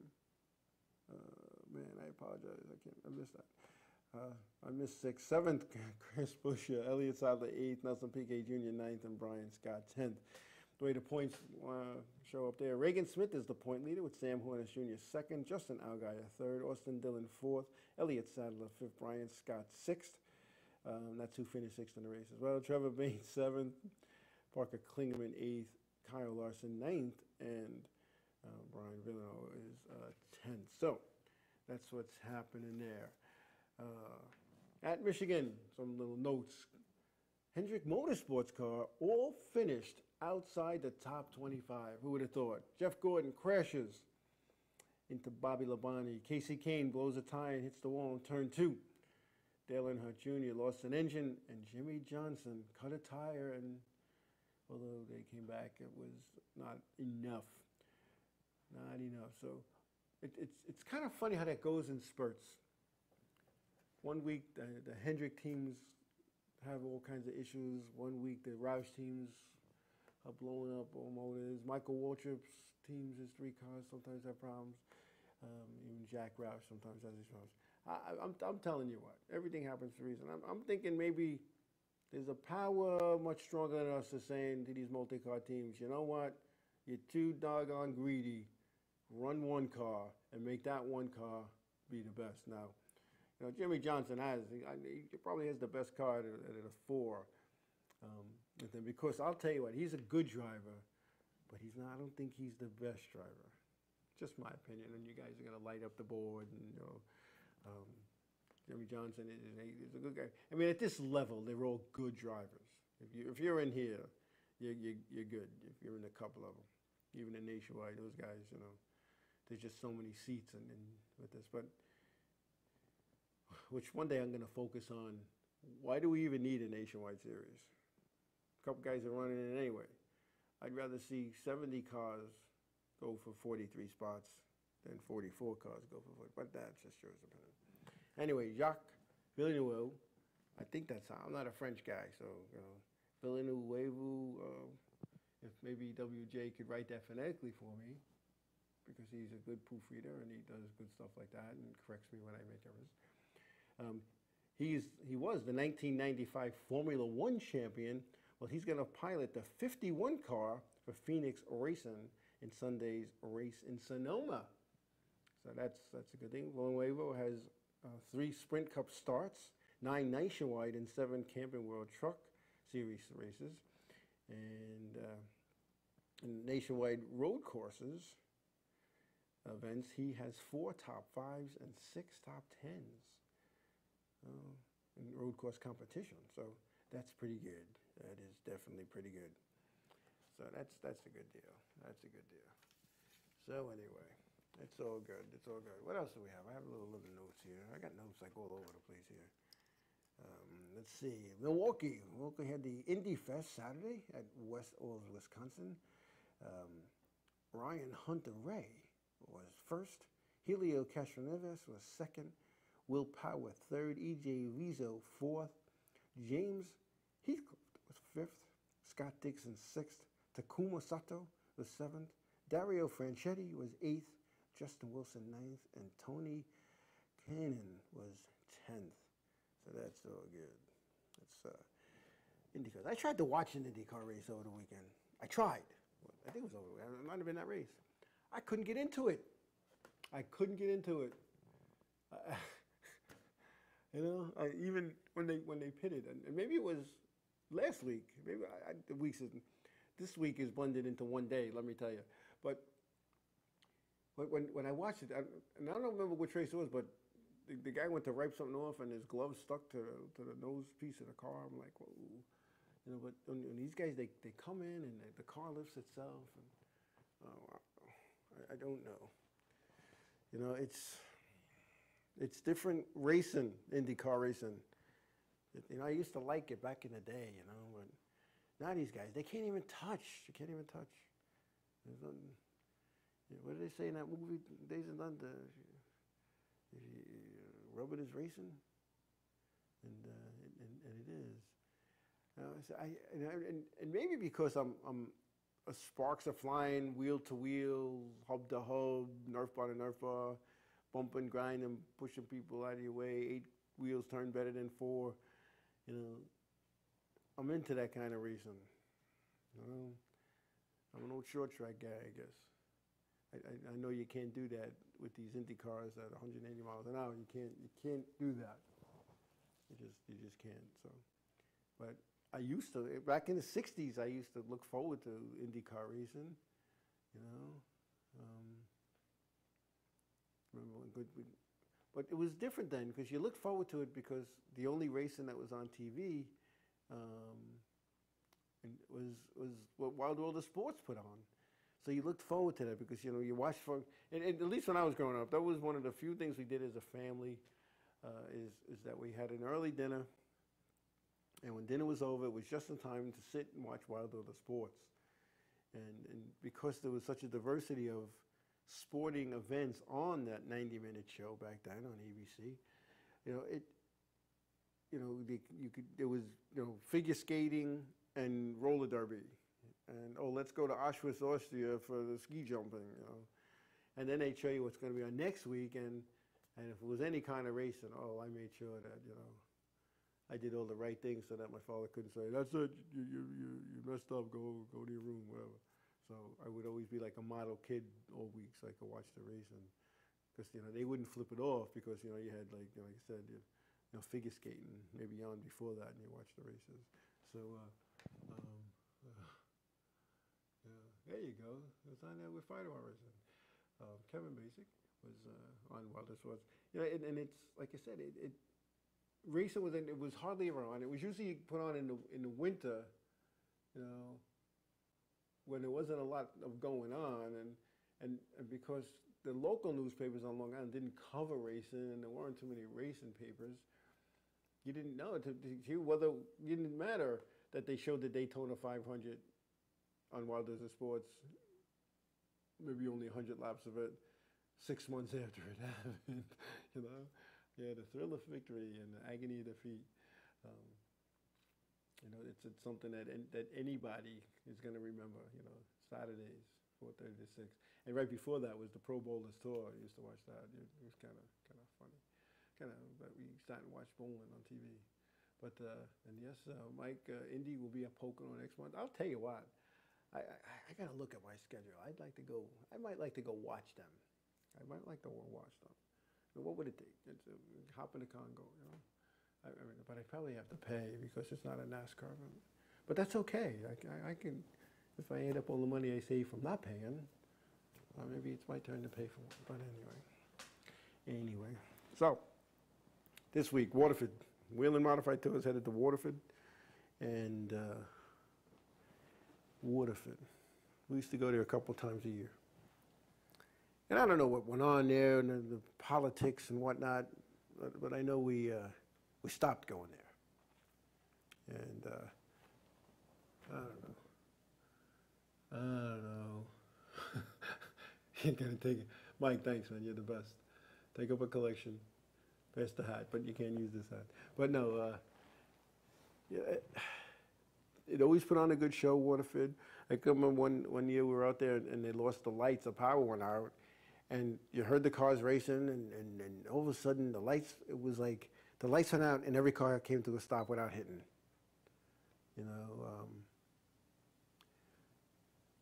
I'm looking forward to Waterford. I like Waterford. It's a good place. And the pits are no longer beach sand, from what I'm being told. So, I remember the first time I went there. Teams, before they unloaded the cars, they were taking out 4x8 planks of sheetrock. I was like, "What the heck are these guys doing?" And remember, one of the other officials said, "You'll see. You never been here before? You'll see." And all of a sudden, everybody's putting down planks of 4x8, and that they made their own little pit area. It was kind of cool. But the Waterford Speed Road, just off of I-95 up 395, and there's a lot of racing starting to go on, a lot of racing, and some of us have to pick and choose, or like some of us, like MyRaceNews.com, they have people everywhere. He's got like a big staff. I just wish I had like one of his people on my staff, to do things. In fact, and not even one, a certain one. He knows who I'm talking about. But it should be interesting to go back to Waterford, I mean, the water, we went back there last year. For some reason, I missed the event, and I don't remember why. Because I don't normally miss events, you know. So there had to be a reason. I just don't remember why. Did I miss it? Oh, excuse me. It's been a long week. But I just hope, and we're going into, in the Wheeler Modified, we're going into a crazy part of the schedule, partially due to rainouts, partially due to just, I think, poor scheduling. But you know, we have Waterford, and we'll have Riverhead, and then you know, we're going to be in Bristol, we're going to be in New Hampshire, and we're going to be in July and August, and it all kind of starts all over again, and some midweek shows again, and you know, it's going to be tough, you know. And our car counts are low now, you know, and what's what pay? Track I've never paid. You guys are cracking up. No, all my titles are a view from. Okay, maybe I do a view from the ATM. I don't know. Then people are gonna know how much money I have or don't have. I think people will be surprised at either way. But a view from the I got one that I'm working on called the View from Pit Road. I'm working on that one now. It should be interesting. Because if you think a view from the ramp open up some stuff that you thought about that, it can't be. And then you read the book and say, ooh, it can be. A view from Pit Road is more of an eye-opener. Just saying. Just throwing a little trailer out there. You know, just throwing a little trailer out there. You know? It's... you guys crack it up. But when I... it's good to laugh. When you see, when I write this stuff, again, it's fiction. I make this stuff up to a degree. Or I feed off of past experience and make a story out of it. How's that sound? What answer? I miss it. Because sometimes the logos are the way. The guy who went from my staff, what's his pay? Oh, the guy, I missed that one. What's it pay? I don't know. What's it pay? It's not about the money. Isn't that what racists say? It's not about, I don't do this for the money. I do this for the enjoyment. I do this for the enjoyment. So, but I'll tell you what. I do know this. So, you know, you got to pay, you know, sometimes you got to spend money to make money. So whatever the pay is, it does go up incrementally 20% every 3 months. So, you know, if you stay for like a long time, you know, you can almost quadruple your pay, or you would more than quadruple your pay in a year. So, you know, so that's good. So, you know, I know I got my 20% increases every 3 months, and I've been doing this show, let's see, 24 months, for like 26 months. So if you do the math, I got a lot of 20% increases. So WJ, it does pay very well. But now think about one of my favorite movies, It's a Wonderful Life, with Jimmy Stewart and Donna Reed, about the old building a loan bill company, and he had no money and all that kind of stuff, and he was going to jump in the river and kind of end it all. And his guardian angel saved him, and all that kind of good stuff. And I'm going to bore you with the details, really, but at the end, all his friends came and helped him. And his brother did a post, and he goes, you know, to my brother George, the richest man in town. So it's not always about the money. Exact, Mike. Thank you. I could have said it. I could have said it in 3 words. It's the perks. Now, I can't get into the perks. Everybody's perk is a little different. You know, to me, this is my card night. This is, you know, for the guys who play cards on Friday night, this is like my card night. I get to come talk racing with people that I care about, for the most part.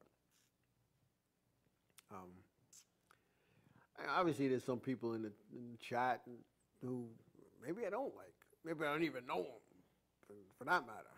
I just know them from the show, you know. But we don't. Do we have cool uniforms? I don't think we have cool uniforms. I don't think Enravio has press credentials to any racetrack.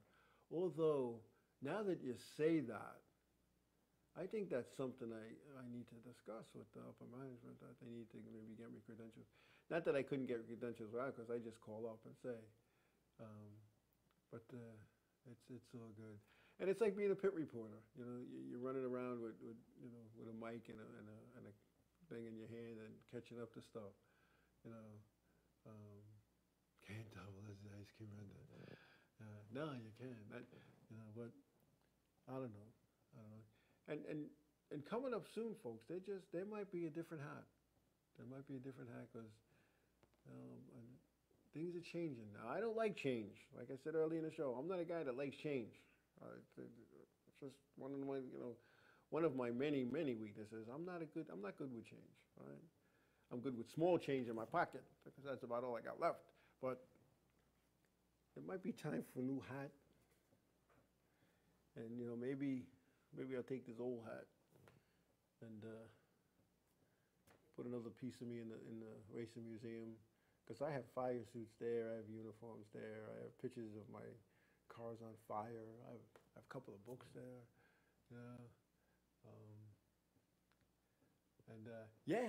Kevin, I got to do that, because I said in last week's show we're going to do things a little different. And I was hoping to kind of put that in place for this week, but I had a very, very busy, insane week, and anybody that's in my circle can only know how crazy my week was over the last week. But I think that's all calming down. Sometimes you just got to face the facts. So we're going to work on some things. But I'm going to be in Waterford. I'm going to leave Friday, so I'm not coming back till Sunday, so that kind of kills me. And I'm getting a new motor for the race car Wednesday, and friend me with your address. Mike, do me a favor, Mike. Friend me, because I don't know your last name, Mike. I just know you're Mike. I think I know who you are. I think, but I don't want to embarrass myself. Because I do that. We'll send. All right, we'll make that happen. But yeah, we're gonna make some changes, like I said last week, and the reason be, it's time for a little bit of a change, and it's a good change because I control it. See, I don't like change where I can't control it. Not that I'm a controlling guy, because I'm not. But I like to know what's gonna. I hate being blindsided. But yeah, so anyway, getting back to my motor, and I have a motor out there that I had up for sale, and that when it was built, it was a multi-test type of motor. It was kind of built and designed for future. It was built for the future. It wasn't built to be a blunderbuss motor. It was built for the future, and the future was to go into a figure eight car where you can make some money. So, and just to give you a comparison, how you can make money figure eight racing, and how you, being a blunderbuss driver, is good as if it's, and I don't want to offend any blunderbuss driver out there, but it's good if you want to be a hobby racer and not make any money, and if you have a boatload of cash that you want to spend on racing. Because I've always said this, when you go racing, whether you're in the feature division or the entry-level division, which the blunderbuss is, it's under the rule that says fire suits. Why it's there, I don't know. It says entry-level. I'm going to repeat, entry-level. And you blunderbuss people out there that have been racing blunderbuss for 20 years. Anyway, so it costs the same to go. The price difference between a set of modified tires and a set of blunderbuss tires is not that much. 5 gallons of gas or 10 gallons of gas in your blunderbuss car, or you modified, it's pennies the difference. Your license is a little more, but you get a little bit more return in the higher division. So dollar for dollar expense to revenue, it's equal. The pit fee, they don't say modified or feature division guys line up in this window. Entry level guys line up in this one, you pay a comparatively different price, and you pay the same. The cost is the upkeep and the maintenance and the getting it to the point where you could race it are the hard part, the difference. But once you have it, you have it. Okay. So if you drove a figure-8 stock car here on Long Island at Riverhead Raceway and finished last every week for those 10 events that they have, and you drove a blunderbuss car and won every week for those 10 weeks, the figure-8 guy made more money. And not only did the figure-8 guy make more money, the figure-8 guy is getting a NASCAR point fund check and a Suffolk Association of Figure-8 Racing point fund check if they belong to SAFER. The blunderbuss guy takes his $2 plastic trophy, puts it on his shelf in his bedroom, or his living room, or his den, or his shop, or wherever they put their trophies, and they're $525 for winning 10 races, or $1,050 for winning 10 races. I did the math wrong real quick. You know, it's incredible. And we've talked about in the past here on this show why the figure-8 guys make so much money. You know, flux capacitor. Let me tell you something. My figure-8 car is so old. I'm lucky there isn't a hole in the floor for my driver to pedal his feet to get it going like Fred Flintstone did. But I'm telling you what, and I didn't first say this. I knew it, and I should say I know it. But other people said to me, when we put this motor in this race car, this guy's going to have a ball, and he's going to be one of the contenders. Is he going to be as fast as Roger Mena and Anna Peterson? I don't think so. If we can get the horsepower to the ground, there's no reason why we shouldn't be in the top 5 every week. And I want to thank some people. I want to thank some people for when I was ready to pack it in with this thing, for standing by me and encouraging me and convincing me that this is what you love to do. I want to thank, first of all, I want to thank TK Comcraft, because he was one of the first guys that tried to make it happen with going for a V8 and his help. So and I know that his motive is he could give a crap less whether my race car's racing or not, but he wants the figure-8 division to flourish. And when there's a car sitting, he wants to make it, you know, get out on the racetrack and help save the division. I also want to thank, you know, believe it or not, you're going to laugh, you know, Sean Hansen, who stepped up to the plate and is giving me back the motor he bought from me. So I was trying to figure out how to get it back from him. Because like I said, that motor was built by PCH Race Engines in Bohemia. And although we didn't have the success that we wanted with it in the blunderbuss, there was a certain blunderbuss driver who took my race car out when I wasn't there. And when he got in practice and when he got out of the car, he said, "You guys are cheating," and because he said, "This motor is faster than my motor, and I'm cheating, but you'll never find it." But yeah, that might be good to know there, Kevin. But anyway, so I want to thank Sean Hansen for stepping to the plate, because I thought that might not go the way I wanted it to go. So I want to thank Sean Hansen for stepping to the plate and for offering me the opportunity to drive his figure-8 stock car any time that I want to. But it hasn't happened yet. But well, before I say this, I want to thank my guy, my driver, Frank Shemeka, for not giving up when we blew that motor up. Well, I'm going to say we blew it up. We're a team. And when I went to Frank, and I told him we would get, you know, look, the V8's going in, we're picking up like every Wednesday, we're going to make it happen. He didn't seem excited. He was like, "Oh, okay." No, actually, it was like, "Oh, okay, good. And then the next day, I'm told by people who are in a circle how excited he was about that. Oh, I can't believe I'm going to be racing for God. This is great. You know, it's kind of funny. People are funny. But so I want to thank him for sticking by me and not bailing out, and the guys that help him who are going to continue to help me and be a part of the team. But here's the other part.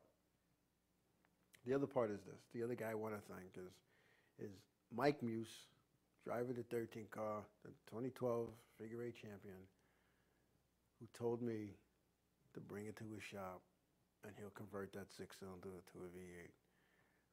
And here's a guy he's a champion. You don't need to help some rookie guy. You don't need to offer up his shop and his time and his equipment, but he is. And that's what this racing thing is all about, helping each other. And that's one of the perks about being in Safer, because we get to meet once a month and talk about these things away from the racetrack. And he's been telling me for the last 2 or 3 seasons to do this, and that whatever help we needed, he would do. And he also threw tires on my race car because I wasn't there. And he gave my guys tires to run. So, you know, Mike was a guest on the show. I want to thank you. I want to thank you humbly. You have no idea what that means to me. And I know years ago when you were racing and I was an official, and even when we raced together, we didn't always see eye to eye. But sometimes, you know, you got to let it go. But anyway, I'm going to read this little thing I'm going to read here. The Psychedelic Furs they're coming to the Paramount Theater in Huntington, Long Island, New York, Friday, June 21st at 8 p.m. And Ravio's got your tickets. Click on the Win Now link right on the homepage to enter to win. Log on to ParamountNY.com for a complete listing of all their shows. And remember, you need to be able to get to the Paramount in New York to win these free tickets. All right, so we got some good things going here at InRavio.com. Good things. Good things.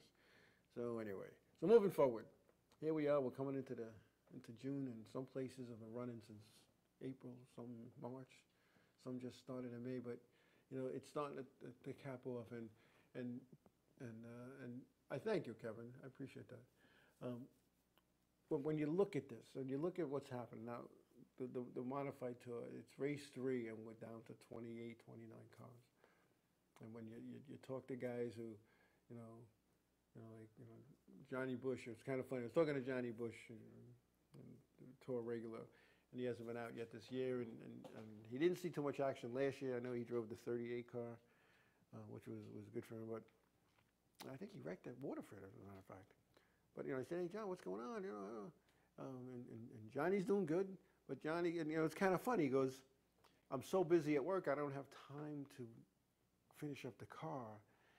And then when he had the time, because he was so slow at work, he didn't have, you know, the expendable cash. So, and then he went, if I'm not mistaken, he went from a built motor to a spec motor back to a built, and it's just not that easy. It's not.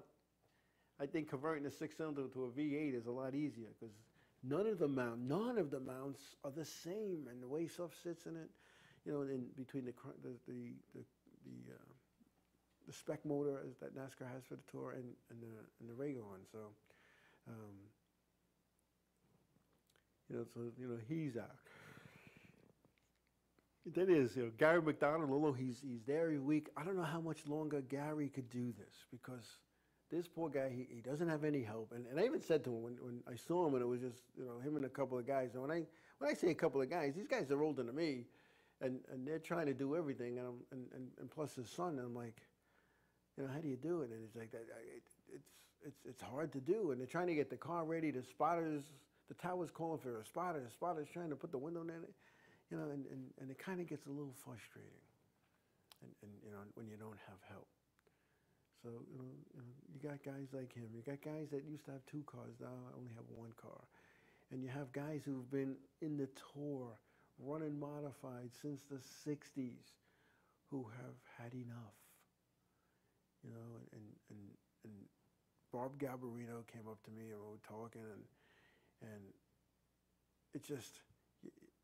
And this is my, I think, 12th season in the Wheeler Modified Tour, and Bob was one of those guys. He was, he was always going, and he was always talking, and he was always battling with NASCAR. You know, always battling with NASCAR. Now he shows up for the race, and he's just kind of walking around, and he goes, "You're only gonna fight the battle you know you can win." He goes, "And I can't win with these people. I can't win with these people because there's no logic, there's no rhyme or reason." He could go to an Ed Cox, and there'll be some logic and some reason, and it just feels that the current regime, and I'm not talking about officials, I'm talking about the higher-ups. They're not as accessible to him as they once were. And he was the man. He was the guy that we went to. You know, what do you think about this? What do you think about that? You know, and you think about it, it was him. There was Art Barry, Dick Barney, Mike Bowler. Those are the guys we went to, you know, and talked to about certain things, and you know, and getting the engine guys involved, and this and that, and we're not doing that anymore, and we're just making it cost prohibitive. We just really are, you know. I don't know. It's like I told you, my first season on the tour, I think we ran 26 races. 26 races. We went to Martinsville. We don't go there anywhere. We went to Beech Ridge. We don't go there anymore. We went to Holland. We don't go there anymore. You know, Seekonk. We don't go there anymore. Lake Erie Speedway, Adirondack Speedway. These are places we don't go to anymore. Why? Why? I remember when there were 3 shows at Riverhead. There was 2 Saturdays and a Wednesday night. Wednesday night packed the place. On a Wednesday night, they started the show at like 7:30. You know? Those are the things. It's a whole different thing. Spencer, Chemung. Yeah, you're right. Spencer and Chemung. You know, going up there. It was a road trip. Going up to Spencer. Jennerstown. Nazareth. Wow, they're all coming to me. Some of these places aren't here anymore. Richmond. We used to go to Richmond. We don't go there anymore. Why?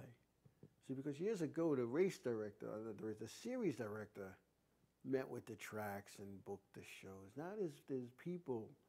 And what's happening is that it's such a big nut. I mean, even at $5,500 to win, I believe that comes to like a $60,000 or $70,000 purse. It's a lot of money.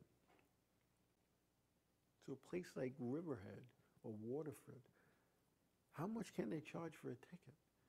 There's only 3,000 seats, and I don't even think Waterford has that many. So when you do the math, at 3,000 seats at 30 a head, that's only 90,000. But in that 90,000, they got to pay their expenses, aside from the purse. They got to pay their people. They got to pay their taxes, their insurance, their sanction fees. So I don't know. Maybe $40. You know, I don't know, but then nobody would go. The place would be empty. And that's what happens. That's what happens, you know. I'm a firm believer, and you got to share the wealth. You got to spread it around, you know. And well, you're right. See, it used to be the back gate paid all the bills, and you know.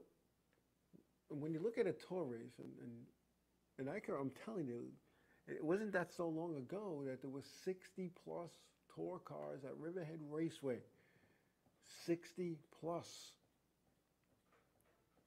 60+. When you do what it costs to get in, you know, the pit fees, the inspection fees, it was no good. You know, it was, I don't know, 20 teams, 3 to 10 people, 15, that's a lot of money. Yeah, but you know what? It's not enough to cover the purse. You know, because you know the other thing that when we go to these other racetracks, you know, other than the New Hampshires and the Martinsville, but we go to the Stafford, we go to Thompson, and we go, you know, to Waterford and Riverhead and whatnot. You know, well, they run their regular divisions. I do need enough. You have no idea. They run their regular divisions, and they run them and the pits are full because the back gate pays the bills. Oh, guys, it's like 30 seconds. So actually, it's that time. But that's just the way it is, and we're not going to change it here on 505 on. So anyway, we're going to wrap up. So I want to thank everybody for being on here tonight. I appreciate it. Appreciate you spending some time here with me, chatting, talking, watch me yawn. I appreciate it. I appreciate everybody's input, and it's all good. It's all good. MyRaceNews.com, WJ. I will be talking with you over the next day or two. Kevin, Long Island Need for Speed, thank you for your input. We appreciate it. It's all good. Don't forget, this week, we got some good stuff going on all over the place. There's racing everywhere. And I'm sure that just about every venue in the Northeast here is going to be covered. So I want to hope for you guys to have safe trips wherever your racing thoughts bring you. Have a safe trip. Be careful. God bless you all, and we will see you next week, if not sooner. Have a great night, everybody. You're just out of place, because you just sort of drive, but I race.